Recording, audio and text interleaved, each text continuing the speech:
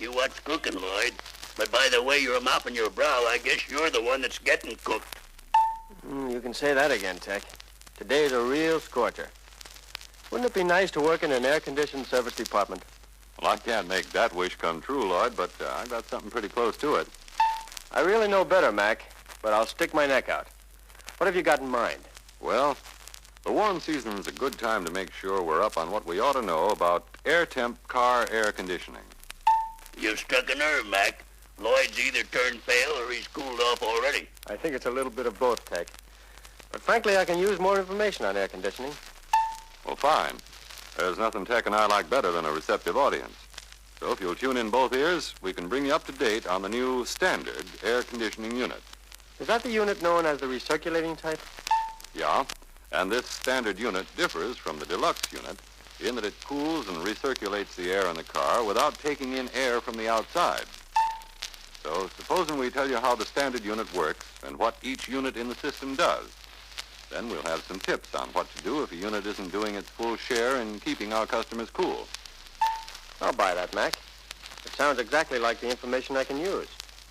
How many units are there? 4 main units, Lloyd. There's an evaporator, a compressor, a condenser, and a receiver, dryer, strainer. These are tied together by copper lines and some rubber hoses through which a refrigerant, Freon 12, is circulated. It's a closed, compact system that does an efficient job. Yeah, Lloyd. All these units team up to take heat, moisture, and dust out of the air in the car. Then they recirculate the cool and dehumidified air inside for the passenger's comfort. I see. But I have a question. How about giving me a quick rundown on how the system operates? Now, let's suppose, for example, that an owner has parked his car outside in the hot sun with the windows closed. Now, the air inside that car, of course, is going to get mighty warm.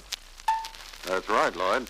So when the owner gets back to the car, he should turn the temperature control switch to cold. Then he should open the cowl vent and windows. After driving a few blocks, long enough to let the hot air out, the owner can close the cowl vent and windows and turn the blower switches on. That's the way he'll cool off the car the fastest. Wait a second, Mac. Are there separate switches for the blowers? Yeah, Lloyd. You'll find them on the instrument panel, and in case an owner asks, here's what to tell him. The outer ring operates the left-hand blower motor. The inner knob controls the right-hand blower. Both have low and high positions. In addition, there's a toggle-type temperature control switch below the blower switches. This can be turned to cool or cold, depending on what degree of cooling is desired. In our example, the owner turned the temperature switch to cold and the blower switch is on. Now that causes hot air from inside the car to be drawn into the intake grill of the evaporator unit. Once in there, the warm air circulates over the evaporator coils containing the refrigerant called Freon. The job of this refrigerant is to absorb heat units from the warm air and transport them to the condenser, where the heat can be transferred to the outside air. I see. It's really a heat transfer operation. Exactly. Inside the evaporator coils, the Freon vaporizes as it picks up heat units. The more heat it absorbs, the more it vaporizes. This gas, then, is drawn through the compressor. The compressor squeezes it into a smaller volume, which raises its temperature and pressure. So when this high-pressure, high-temperature gas is discharged into the condenser, it has a boiling temperature higher than the air surrounding the condenser. Therefore, it quickly transfers the heat units through the aluminum fins of the condenser to that outside air. As the heat units are removed from the Freon, it starts to cool and changes from a gas back to a liquid state. This liquefied Freon then flows to the receiver, dryer, strainer, and back to the evaporator to remove more heat units from the air inside the car. I think I've got the general idea now. The job done by the compressor, though, is still a little hazy. Think of the compressor as a heat pump, Lloyd. It pulls and pushes the refrigerant through the system. That's right, Lloyd. Tex pegged that compressor job just right. You'll notice that it's on the right side of the engine. It has a constant drive pulley driven by 2 V-belts from the crankshaft. What's that compressor's rated capacity? Well, it has a 1 1/4 ton capacity at 25 miles an hour. That's not weight, by the way. It's tons of refrigeration. In other words, the ton rating of a compressor in an air conditioning system means that it has the ability to produce a cooling effect equal to that produced by melting 2,000 pounds of ice in 24 hours. Okay, but I've got another question. What does that receiver dryer strainer do to the refrigerant? Well, Lloyd, just as its name suggests, the receiver dryer strainer receives the liquid Freon. The receiver section acts as a small storage tank. The Freon is forced from this section through the dryer quill and through a coarse screen. It then goes through the dryer section, which contains silica gel. That has the ability to remove moisture. From the dryer section, the refrigerant passes through a fine mesh strainer, which removes small particles of dirt or other foreign matter that may be present. I gotcha. It really does receive, dry, and strain the Freon. Then what happens? Well, the refrigerant then passes through a sight glass in the liquid line mounted on the right front fender apron. After the system's been running about 7 minutes with the temperature control switch in cold position, you should see a clear stream of refrigerant flowing through the glass. After passing the sight glass, the refrigerant flows into an expansion valve at the right end of the evaporator unit. This valve meters the flow of liquid Freon and relieves the pressure.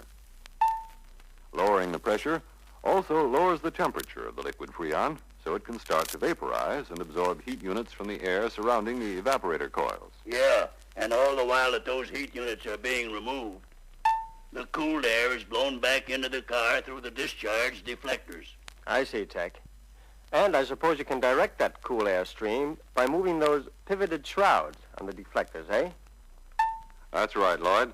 That cooled air, by the way, is also filtered. There's a spun glass air filter which removes dust as the air is drawn around the evaporator. I'm beginning to see why so many owners are sold on air conditioning. It cleans as well as cools the air inside the car. Now, what's more, Lloyd, an owner can regulate the system to get the kind of cooling he wants. Tech's right. An owner can have only one blower working if he doesn't want the full cooling effect. Besides that, he can have that one blower on low or high speed. Temperature-wise, he can turn the temperature control switch to either cool for moderate cooling or to cold for full capacity cooling. Actually, there are about 10 different cooling combinations available. That's the beauty of this system, my boy. And if somebody will please turn the record, we'll tell you more about it. Now, I was just wondering, Mac, about how that moderate cooling takes place. What part of the system, besides the blowers, really brings it about? Well, Lloyd, that's the job of the solenoid valve. This is a valve located in a bypass line between the discharge side of the compressor and the inlet side of the evaporator. When an owner wants moderate cooling, he turns the temperature control switch to cool rather than cold. That keeps the solenoid valve de-energized, which means the bypass line is open. As a result, part of the high-pressure gas being discharged from the compressor flows through the open solenoid valve in the bypass line. That hot gas being bypassed enters the expansion valve distributor on the inlet side of the evaporator. In the distributor, the hot gas mixes with liquid refrigerant about to enter the evaporator. This cuts down the amount of heat that will be absorbed from the air inside the car. Oh, I get it now. That bypass shoots hot gas into the refrigerant and sort of takes the edge off its cooling ability. You've got the idea. It's just like mixing cold and hot water in a double faucet, so you get the water temperature you really want. Right. And if an owner wanted the unit to cool down the car still further, he'd move the temperature control switch to cold. That energizes and closes the solenoid valve, which closes off the bypass line and provides full capacity cooling. Incidentally, if the unit runs at full capacity on a cool day and the blower control switches are set at low, the evaporator might start to frost over. To prevent this frosting, there's an automatic thermal switch attached to the suction line. This is a bimetallic type switch that's connected in series with the temperature control switch and the solenoid valve. A drop to about 30 degrees Fahrenheit in the temperature of the refrigerant gas leaving the evaporator will open the thermal contact points. This, in turn, de-energizes the solenoid, opening the solenoid valve. Hot gas can then flow through the bypass line and into the evaporator. Yeah. Yeah, I can see how that would keep the evaporator from frosting up. Right. And that hot gas continues the mixing automatically until the evaporator temperature rises to about 45 degrees Fahrenheit. At that point, the thermal switch points automatically close, and that energizes the solenoid and closes the valve, which shuts off the bypass again. Very good, Mac. Lloyd ought to have a good picture on how that standard unit operates now. Yeah, I think I've got a pretty good idea. In fact, I almost feel that I can go ahead and service one. Well, one thing you'll find easy to do is recharge the system whenever necessary. Let's say the temperature switch is on cold position and the unit's been running for about 7 minutes. If bubbles still appear in the liquid Freon flowing through the sight glass, that means you'll have to partially recharge the system. You do that at the suction side of the compressor. But before you handle that Freon, Lloyd, always wear protective goggles. Liquid Freon can freeze your eyeball. Ooh, that sounds painful, Tech. I'll wear those goggles, all right. Besides adding Freon when needed, 2 cleaning jobs may occasionally be required. The ability of the condenser to transfer heat depends on how freely outside air can pass through the fins. If bugs or other particles collect, they'll insulate the condenser and affect its efficiency. Use compressed air or a soft bristle brush to clean those condenser fins. Anything hard like wire might bend the fins out of shape. Okay, I'll keep it in mind. Now, over a period of time, dust drawn into the evaporator unit will tend to clog the air filter. That naturally would restrict the flow of cooled air into the car. So to maintain efficiency, check the filter for clogging at least once a month. Replace the filter if it's clogged or dirty. All right. What else? Well, any other service that might come up is usually one of 2 kinds. The unit either doesn't cool or it doesn't cool properly. So see if the blowers are working first. Next, see if the solenoid valve or the thermal switch are in good operating order. If the blower motors don't run when the switches are turned on, what then? Why, you check them out just like you check any electrical unit, Lloyd. Look for loose or corroded connections first. Right. And use a test light or jumper to check for a faulty switch or circuit breaker.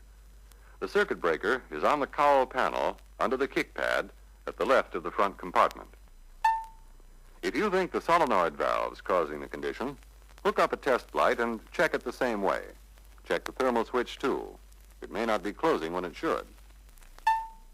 This reference book, incidentally, has all those electrical checks spelled out so you can't go wrong, Lloyd. Swell, Mac. With the book, I shouldn't have any trouble.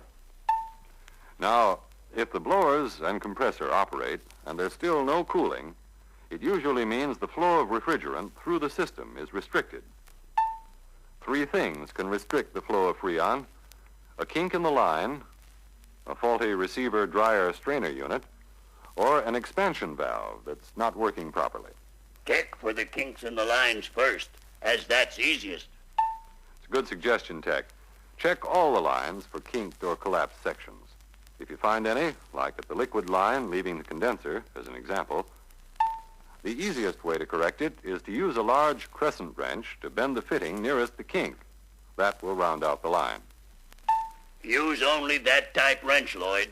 If you try to round a line out by crimping it with pliers, I'll make you eat the pliers. Okay, pal. I'll lay off the pliers.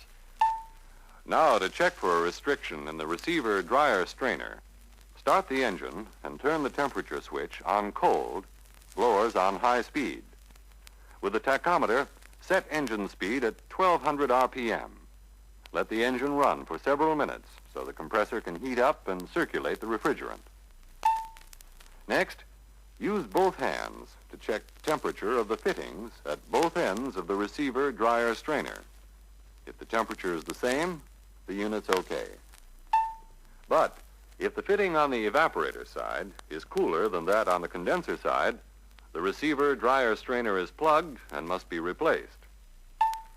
If the restriction's not due to a kink or a plugged receiver dryer strainer, then replace the expansion valve. Replacing any unit, remember, calls for discharging the system, so be careful. Well, Mac, Lloyd ought to be a big help now when it comes to air conditioning service. I think so, Tech. And with the increasing numbers of air-conditioned cars in our territory, plus all the tourist trade coming through here, knowing how to service these units is mighty important. You're so right, Mac. And with the experience you've already had, plus the special tools you've got, and your good stock of replacement parts, you're all set to keep our customers cool.